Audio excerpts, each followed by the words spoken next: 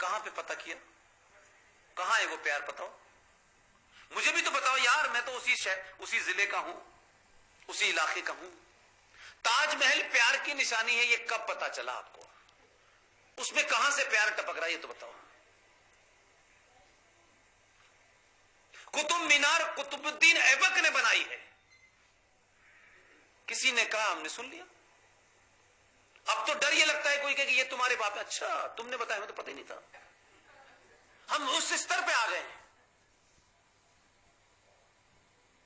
और लोग बताते हैं कि देखिए ताजमहल, ये कुतुब मीनार इस्लामिक आर्किटेक्चर है।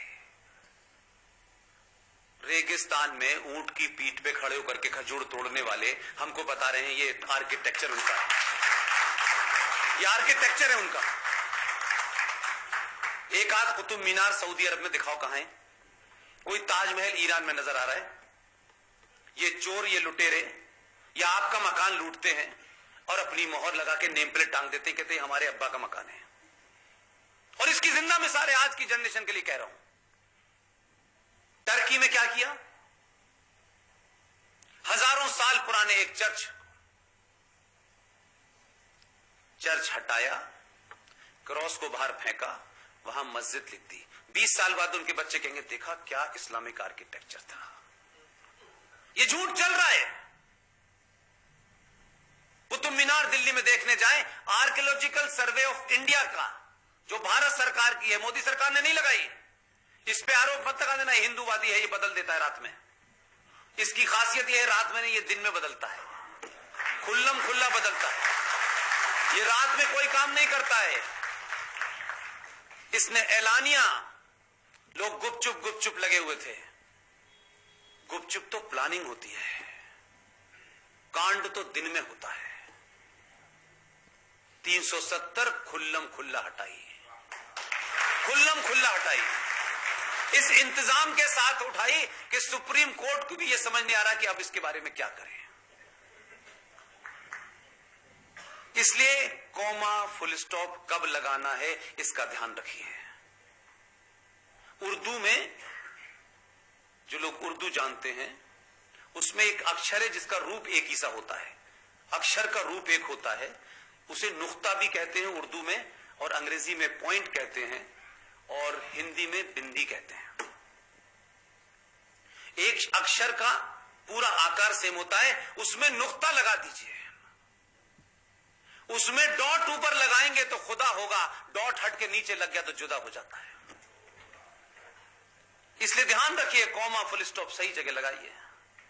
करोड़ से पहले लगाने हैं, 3 पॉइंट के बाद लगाने हैं, 5 पॉइंट के बाद लगाने हैं। आप बिजनेसमैन लोग हैं, गलत लगाएंगे तो ज्यादा पैसे चले जाएंगे।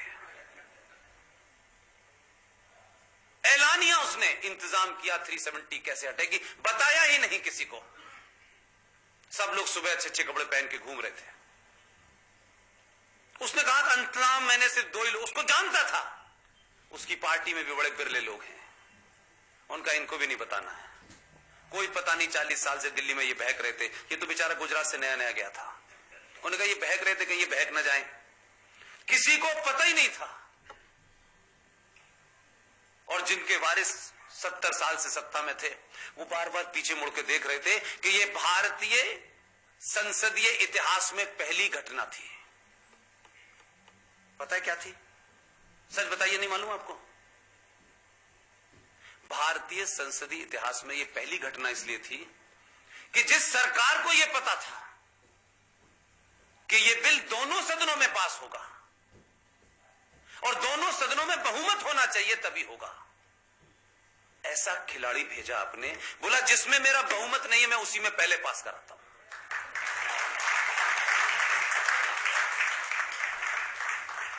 बहुत देर तक लोग सोच रहे हुआ क्या है।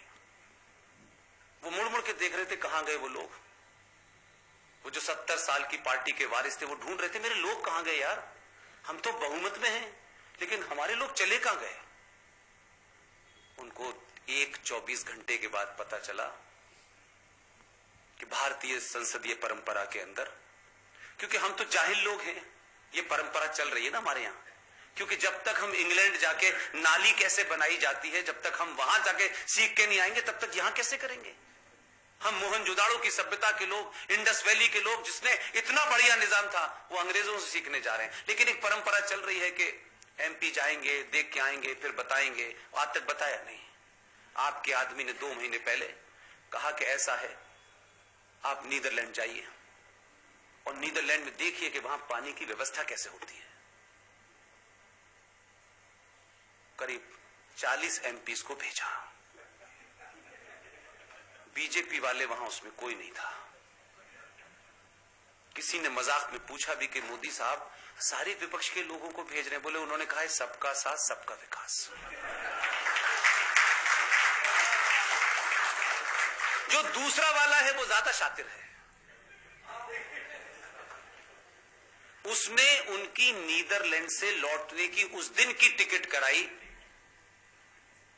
जिस दिन पार्लियामेंट के अंदर बिल लाना था। उस दिन तो वहां से फ्लाइट भी नहीं चलती थी।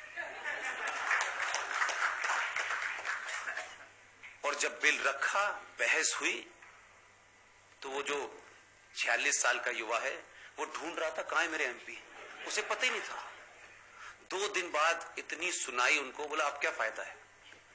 उसने राज्यसभा में पहली बार बिल पास कराया जहां उस सरकार का बहुमत ही नहीं था।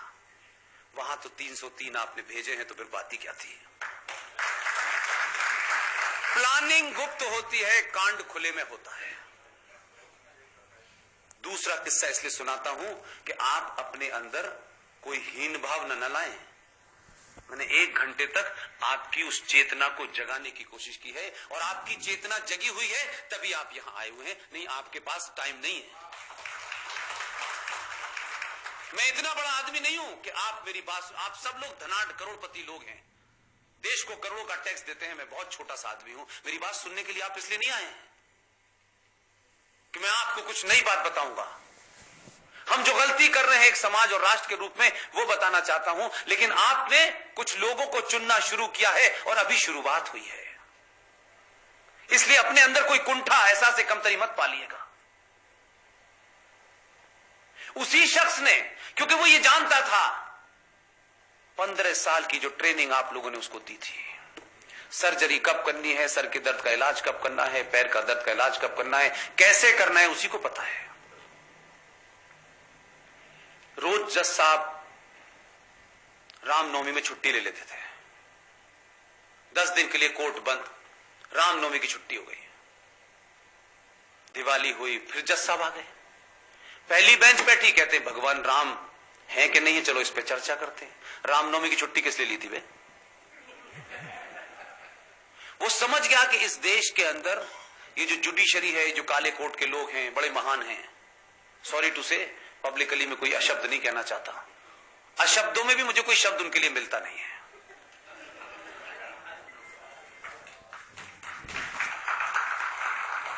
कुछ नहीं कहा उसने। कहा चीफ जस्टिस से मुझे मुलाकात करनी है। 3 बजे पूरी सुप्रीम कोर्ट को सैनिटाइज कर दिया गया। किसी को पता नहीं है।